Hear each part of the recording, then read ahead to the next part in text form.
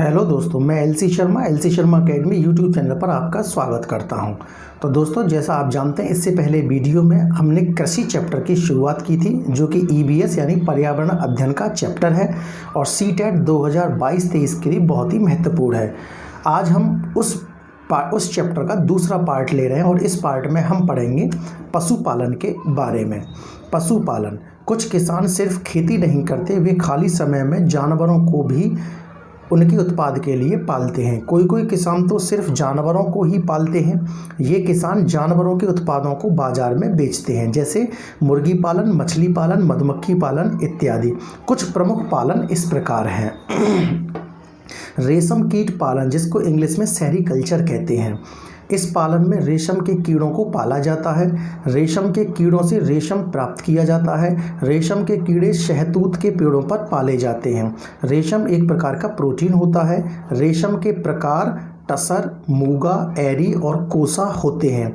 भारत के कई स्थान जैसे बनारस, जो कि उत्तर प्रदेश में है, पोचमपल्ली, जो कि तेलंगाना में है, असम रेशम के कपड़ों के लिए प्रसिद्ध है। ये तीन स्थान हैं, एक तो बनारस, एक पोचमपल्ली और असम। ये रेशम के कपड़ों के लिए काफ़ी प्रसिद्ध है।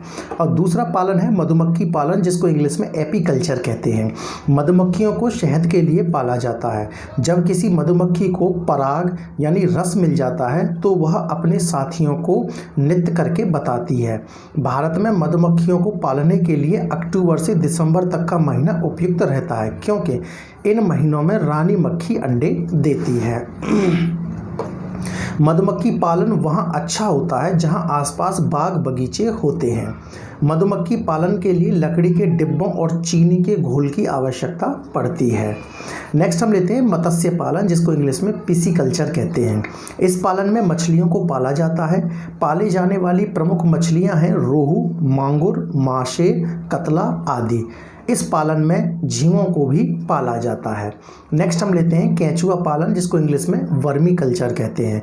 इसमें केंचुए पाले जाते हैं। इन केंचुओं को जैव निम्न करणीय कचरों के बीच छोड़ दिया जाता है, जिसे वे खाद में बदल देते हैं। केंचुओं को खेतों में भी छोड़ दिया जाता है, जिसे वे भुरभुरा बना देते हैं, इसलिए इनको किसानों का मित्र कहा जाता है। तो किसानों का मित्र किसको कहा जाता है? केंचुओं को। नेक्स्ट हम लेते हैं सिल्वीकल्चर। सिल्वीकल्चर क्या है? यह वन और वन्य उत्पादों से संबंधित है। इसमें वनों को बढ़ावा दिया जाता है। नेक्स्ट हम लेते हैं जल कृषि यानी एक्वाकल्चर। इसमें जलीय जीव जंतु और वनस्पतियों को पाला जाता है, जैसे मछली, झींगा, केंकड़ा, समुद्री घास, शैवाल आदि। नेक्स्ट हम लेते हैं कुक्कुट पालन यानी मुर्गी पालन, जिसको इंग्लिश में पोल्ट्री कहते हैं। इसमें मुर्गे, मुर्गियों, बतखों आदि को पाला जाता है। इनसे मांस और अंडे प्राप्त किए जाते हैं। तो दोस्तों, अब हम एक टेबल के रूप में कुछ पढ़ते हैं। फसल संबंधी क्रांतियाँ एवं अन्य पालन। तो फसलों से संबंधित जो क्रांतियाँ हैं उनके बारे में पढ़ेंगे, उनके प्रतिपादक पढ़ेंगे और इससे संबंधित तथ्य क्या हैं। तो क्रांति नीली क्रांति, इसके प्रतिपादक थे डॉक्टर अरुण कृष्णन और डॉक्टर हीरालाल चौधरी, और ये किससे संबंधित है? मछली से संबंधित। नेक्स्ट है भूरी क्रांति और इसके प्रतिपादक थे डॉक्टर हीरालाल चौधरी, ये किससे संबंधित है? चमड़ा और कोको। नेक्स्ट इसके संबंधित तथ्य क्या थे? चमड़ा और कोको। नेक्स्ट है स्वर्ण क्रांति, इसके प्रतिपादक थे निरपख तुतेजा और इसके संबंधित तथ्य हैं बागवानी फसल और शहद। नेक्स्ट लेते हैं स्वर्ण रेशा क्रांति, इसके प्रतिपादक निरपख तुतेजा हैं और ये संबंधित है जूट से, इससे संबंधित हैं जूट। नेक्स्ट क्रांति लेते हैं हरित या हरी क्रांति और इसके प्रतिपादक हैं भारत में MS स्वामीनाथन, विश्व में डॉक्टर नॉर्मन बोरलॉग और इससे संबंधित तथ्य हैं अनाज, गेहूं, चावल, मक्का, बाजरा। नेक्स्ट क्रांति है ग्रे क्रांति और इससे संबंधित जो प्रतिपादक हैं वही हैं जो हरित क्रांति संबंधित थे, भारत में MS स्वामीनाथन, विश्व में डॉक्टर नॉर्मन बोरलॉग और इससे संबंधित हैं उर्वरक। नेक्स्ट गुलाबी क्रांति, इससे संबंधित प्रतिपादक दुर्गेश पटेल और संबंधित तथ्य हैं प्याज और झींगा। नेक्स्ट है लाल क्रांति, प्रतिपादक विशाल तिवारी, संबंधित तथ्य मीट और टमाटर। नेक्स्ट क्रांति सिल्वर क्रांति, संबंधित प्रतिपादक इंदिरा गांधी और संबंधित तथ्य अंडा और पोल्ट्री। नेक्स्ट क्रांति है श्वेत क्रांति यानी ऑपरेशन फ्लड और प्रतिपादक वर्गीज कुरियन और संबंधित तथ्य दूध और डेयरी से संबंधित जो क्रांति है वो श्वेत क्रांति यानी ऑपरेशन फ्लड कहलाती है। नेक्स्ट है पीली क्रांति, प्रतिपादक सैम पित्रोदा और संबंधित तथ्य तिलहन। जो तिलहन से संबंधित क्रांति होती है उसको पीली क्रांति कहते हैं। गोल क्रांति, प्रतिपादक सैम पित्रोदा और संबंधित तथ्य आलू। रेशा क्रांति, प्रतिपादक इसके सैम पित्रोदा और संबंधित तथ्य कपास यानी मछली नीली क्रांति से संबंधित है। चमड़ा और कोको भूरी क्रांति से संबंधित है। बागवानी फसल और शहद स्वर्ण क्रांति से संबंधित है। जूट स्वर्ण रेशा क्रांति से संबंधित। अनाजों में गेहूं, चावल, मक्का, बाजरा ये हरित या हरी क्रांति से संबंधित है। उर्वरक ग्रे क्रांति से संबंधित है। प्याज और झींगा ये गुलाबी क्रांति से संबंधित है। मीट और टमाटर ये लाल क्रांति से संबंधित है। अंडा और पोल्ट्री ये सिल्वर क्रांति से संबंधित है। दूध और डेयरी यह श्वेत क्रांति यानी ऑपरेशन फ्लड से संबंधित है। तिलहन इस पीली क्रांति से संबंधित है। आलू गोल क्रांति से संबंधित है और कपास रेशा क्रांति से संबंधित है। अब हम लेते हैं दूसरी हरी क्रांति, इससे संबंधित तथ्य हैं दालें। दूसरी श्वेत क्रांति, इससे संबंधित तथ्य हैं मवेशी कल्याण। दूसरी नीली क्रांति, इससे संबंधित तथ्य हैं मछुआरों का कल्याण और स्वच्छ जल। और केसर क्रांति ये सूर्य ऊर्जा से संबंधित है। हरित क्रांति के तहत बीज की गुणवत्ता, उर्वरकों का प्रयोग और सिंचाई को बढ़ावा दिया गया है। अब दोस्तों हम कृषि में पालन यानी कल्चर के बारे में थोड़ा पढ़ लेते हैं। जो डिटेल में हमने पढ़ा था कि एपीकल्चर, सेरीकल्चर, मोरीकल्चर और विटीकल्चर यानी इंग्लिश में किसको क्या कहते हैं। एपीकल्चर को हिंदी में मधुमक्खी पालन कहते हैं। सेरीकल्चर को हिंदी में रेशम कीट पालन कहते हैं। मोरीकल्चर को इंग्लिश में रेशम कीट हेतु शहतूत की कृषि कहते हैं। विटीकल्चर को इंग्लिश में व्यापारिक स्तर पर अंगूर की खेती कहते हैं।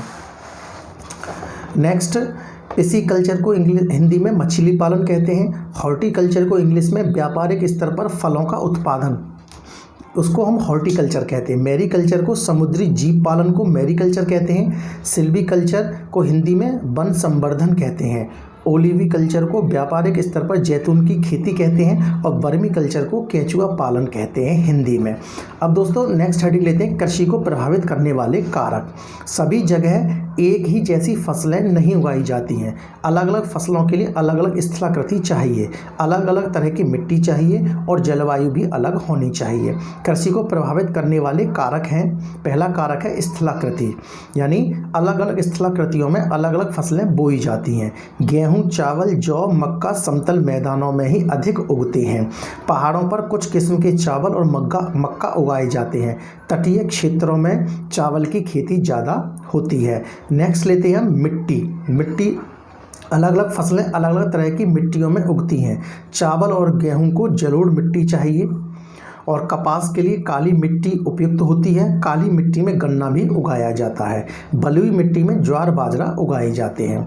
नेक्स्ट लेते हैं हम जलवायु। विभिन्न फसलों के लिए विभिन्न जलवायु चाहिए। चावल बारिश वाले क्षेत्रों में उगाया जाता है। गेहूं के लिए बारिश की आवश्यकता नहीं होती है। ज्वार और बाजरा गर्म और शुष्क क्षेत्रों में उगते हैं। नोट यानी विशेष बात, वर्षा जिसको हम वृष्टि कहते हैं सबसे ज़्यादा कृषि को प्रभावित करती है। अब हम लेते हैं फसलों के प्रकार। नेक्स्ट हेडिंग है फसलों के प्रकार। विभिन्न जलवायु कारकों जैसे ताप, आर्द्रता एवं वर्षा के आधार पर भारत में दो प्रमुख प्रकार की फसलें पाई जाती हैं। ये हैं रबी और खरीफ की फसलें। अब एक सारणी के माध्यम से रबी और खरीफ की फसलों के बारे में जान लेते हैं। रबी की फसल की जो बुवाई होती है, ये फसलें शरद ऋतु में यानी अक्टूबर से नवंबर में बोई जाती हैं। और ख़रीफ की फसलों की बुवाई ये फसलें वर्षा ऋतु यानी जून से जुलाई में बोई जाती हैं। और कटाई रबी की फसलों की ये फसलें मार्च अप्रैल में काट ली जाती हैं और ख़रीफ की फसलें अक्टूबर नवंबर में काट ली जाती है। उदाहरण के लिए रबी की फसल के उदाहरण हैं गेहूं, चना, मटर, सरसों, अलसी आदि। और ख़रीफ फसलों के उदाहरण हैं चावल, मक्का, कपास और मूंगफली। नोट यानी एक विशेष बात, अप्रैल से जून तक के महीनों में खीरा, ककड़ी, तरबूज, खरबूज, तोरई, लौकी इत्यादि फसलें उगाई जाती हैं और इन्हें जायद फसलें कहते हैं। तो जायद फसलें किन्हें किन्हें कहते हैं? जायद फसलें यानी खीरा, ककड़ी, तरबूज, खरबूज, तोरई, लौकी, ये जायद फसलें हैं और ये अप्रैल से जून तक के महीनों में उगाई जाती हैं। केरल को मसालों का घर कहा जाता है। पूछा जा सकता है कि मसालों का घर किसे कहा जाता है? सबसे ज़्यादा मसाला कहाँ पैदा किया जाता है? केरल में। अब दोस्तों थोड़ा विदेशी फसलों के बारे में पढ़ लेते हैं। आज हम जिन फल, सब्जियों, फसलों आदि का अपने भोजन में उपयोग करते हैं वे सब पहले से ही भारत में नहीं उगाई जाती थी। इनमें से कुछ संसार के अलग अलग देशों से, अलग अलग क्षेत्रों से भारत में लाई गई और हमारे भोजन का अहम अंग बन गई।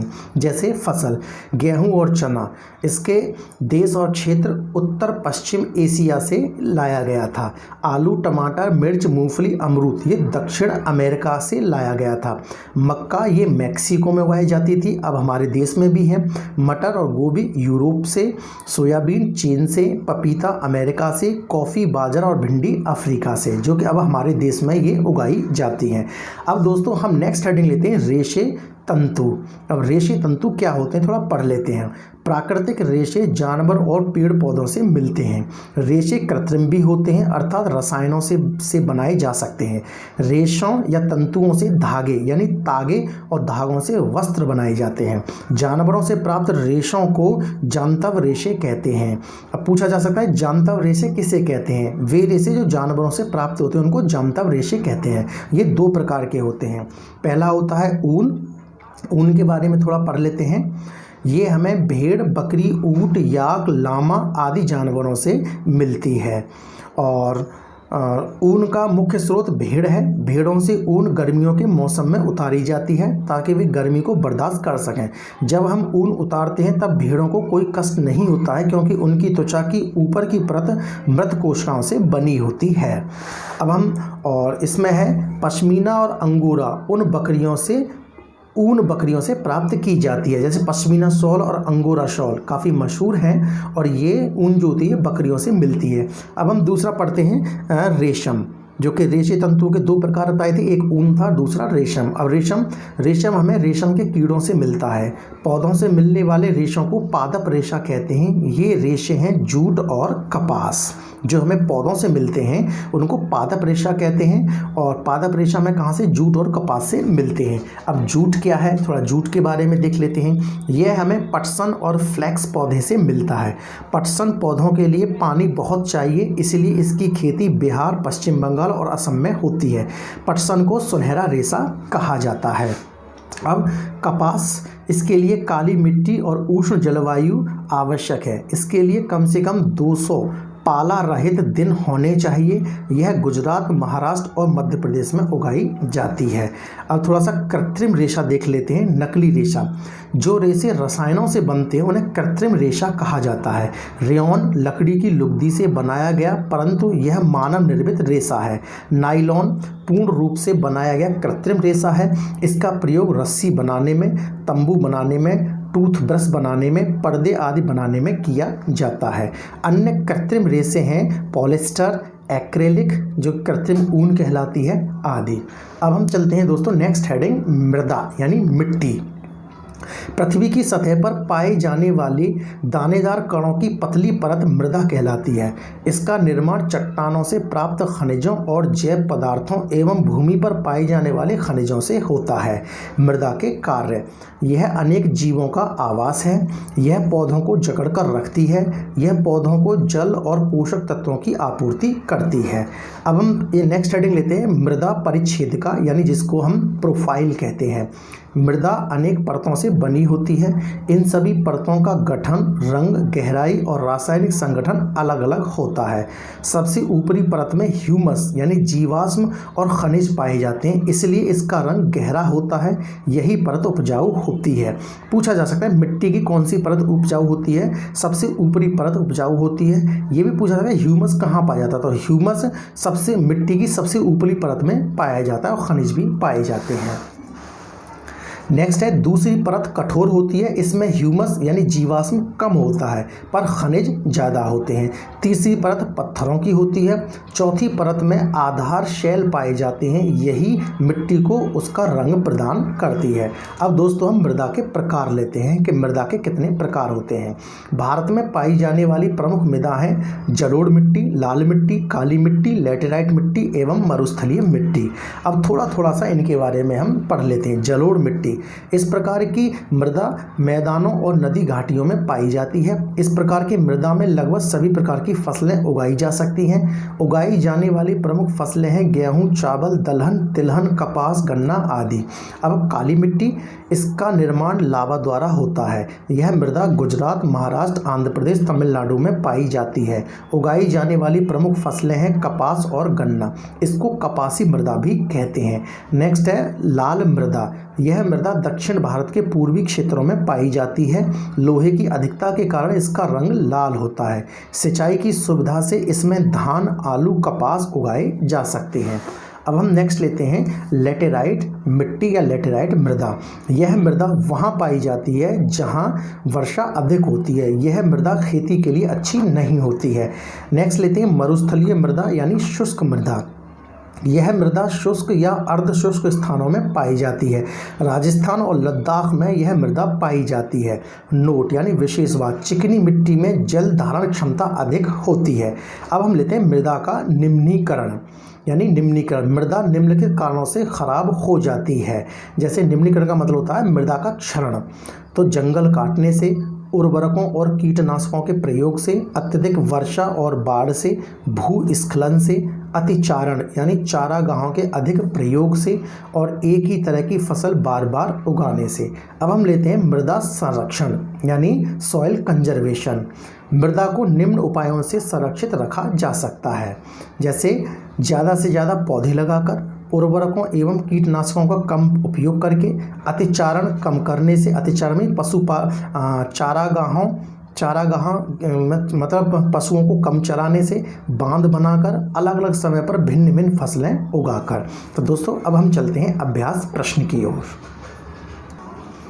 अब हम अभ्यास प्रश्न लेते हैं। क्वेश्चन 1, रमेश की फसल हर साल अच्छी होती है क्योंकि उसके सभी बीजों को समान रूप से सूर्य का प्रकाश, पोषक तत्व और पानी मिलता रहता है। बताइए इसके लिए वह बीजों के बीच में किस बात पर अधिक ध्यान देता है। ऑप्शन ए न्यूनतम उर्वरकों का प्रयोग, ऑप्शन बी न्यूनतम निश्चित समय, ऑप्शन सी न्यूनतम निश्चित दूरी, ऑप्शन डी न्यूनतम लागत। तो इसका सही आंसर है ऑप्शन सी न्यूनतम निश्चित दूरी। क्वेश्चन 2, फल सब्जियों के कचरों के द्वारा तैयार की जाने वाली खाद को क्या कहते हैं। ऑप्शन ए हरी खाद, ऑप्शन बी उर्वरक, option C compost, option D गोबर की खाद। तो इसका सही आंसर है ऑप्शन सी कंपोस्ट। क्वेश्चन 3, उर्वरकों के बारे में कथन बताइए। पहला कथन है ये रासायनिक पदार्थ हैं। दूसरा, ज़्यादा उर्वरकों के प्रयोग से मिट्टी की उर्वरता कम हो जाती है। तीसरा, ये एक पोषक तत्वीय और बहुपोषक तत्व भी होते हैं। तो इसके कूट दे रखे हैं। ए में केवल एक है, बी में पहला और दूसरा है, सी में केवल तीसरा है और डी में सभी हैं। तो उर्वरक के बारे में ये सभी कथन सही हैं। तो इसका आंसर होगा ऑप्शन डी यानी सभी।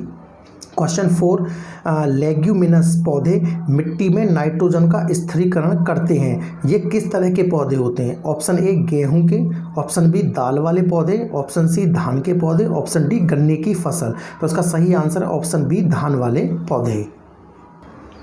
नेक्स्ट क्वेश्चन 5, पौधों के लिए जल की आवश्यकता किस कारक पर निर्भर नहीं करती है। ऑप्शन ए बीजों की उपलब्धता, ऑप्शन बी मिट्टी का प्रकार, ऑप्शन सी ऋतु, ऑप्शन डी फसल की किस्म। तो इसका सही आंसर है ऑप्शन ए बीजों की उपलब्धता। क्वेश्चन 6, कृषि विभाग द्वारा टेलीविज़न के एक प्रोग्राम यानी कार्यक्रम में किसानों को बताया गया कि सिंचाई की एक आधुनिक विधि है जिसमें जल बिल्कुल व्यर्थ नहीं होता है। इस विधि के द्वारा जल को पाइपों के द्वारा बूंद बूंद करके पौधों की जड़ों में गिराया जाता है। इस विधि का नाम बताइए। तो ऑप्शन ए ड्रिप तंत्र, ऑप्शन बी जलकूप, ऑप्शन सी कुएं और ऑप्शन डी छिड़काव तंत्र। तो इसका सही आंसर है ऑप्शन ए ड्रिप तंत्र। नेक्स्ट लेते हैं क्वेश्चन 7, बहुत बड़े खेतों में कटाई और थ्रेसिंग एक साथ एक मशीन की मदद से होती है। इस मशीन को क्या कहते हैं। तो ऑप्शन ए दरांती, option B harvester, option C thresher और ऑप्शन डी कंबाइन। तो इसका सही आंसर है option D combine. Next question 8, सुमेलित करना है यानी मैचिंग वाले हैं, स्थानांतर कृषि और क्षेत्र को सुमेलित करना है। ऑप्शन ए में दे रखा है लदांग, इसका सुमेल करने के लिए दे रखा है ब्राज़ील। ऑप्शन बी झूम, इसका सुमेल करने के लिए दे रखा है छत्तीसगढ़। ऑप्शन सी पोड़ू, इसका सुमेल करने के लिए दे रखा है मलेशिया। और ऑप्शन डी है रोका, इसका सुमेल करने के लिए दे रखा है उत्तर पूर्व भारत। और ऑप्शन ई है दीपा, इसका सुमेल करने के लिए दे रखा है आंध्र प्रदेश। और यहाँ पर ये कूट दे रखे हैं, तो इसका सही आंसर होगा ऑप्शन सी, यानी क्या होगा ऑप्शन सी, यानी लदांग को मैच लदांग किया जाएगा मलेशिया से। और बी यानी झूम जो मैच किया जाएगा वो आंध्र प्रदेश से। और पोड़ू जो मैच किया जाएगा लदांग मैच किया जाएगा लदांग मलेशिया से। और झूम मैच किया जाएगा आपका उत्तर पूर्व भारत से। और पोड़ू मैच किया जाएगा आपका आंध्र प्रदेश से। और आपका डी रोका मैच किया जाएगा आपका ब्राज़ील से। और दीपा आपका मैच किया जाएगा छत्तीसगढ़ से। तो इसका सही आंसर होगा ऑप्शन सी। नेक्स्ट लेते हैं क्वेश्चन 9, बस से रोजाना स्कूल जाते हुए सुनीता ने रास्ते में देखा कि खेतों में लकड़ी के बहुत सारे डिब्बे लगाए गए थे। स्थानीय लोगों से पूछने पर पता चला कि कुछ लोग अक्टूबर से दिसंबर के महीनों में एपीकल्चर का काम करते हैं। यह एपीकल्चर क्या होता है? ऑप्शन ए रेशम कीट पालन, ऑप्शन बी मधुमक्खी पालन, ऑप्शन सी मुर्गी पालन, ऑप्शन डी केंचुआ पालन। तो इसका सही आंसर है ऑप्शन बी मधुमक्खी पालन। नेक्स्ट एंड लास्ट क्वेश्चन 10, निम्नलिखित में से रबी की फसल का नाम बताइए। और पहला ऑप्शन है कपास, दूसरा है मूंगफली, तीसरा है सरसों, चौथा है गेहूं। तो उसके कूट दे रखे हैं, तो इसका सही आंसर होगा ऑप्शन सी, यानी रबी की फसलें हैं। एक तो आपकी रबी की फसल सरसों और गेहूं, ये रबी की फसलों में आते हैं। तो दोस्तों ये वीडियो पसंद आए तो वीडियो को लाइक करें, शेयर करें और LC Sharma academy YouTube channel को सब्सक्राइब करें। Thank you so much.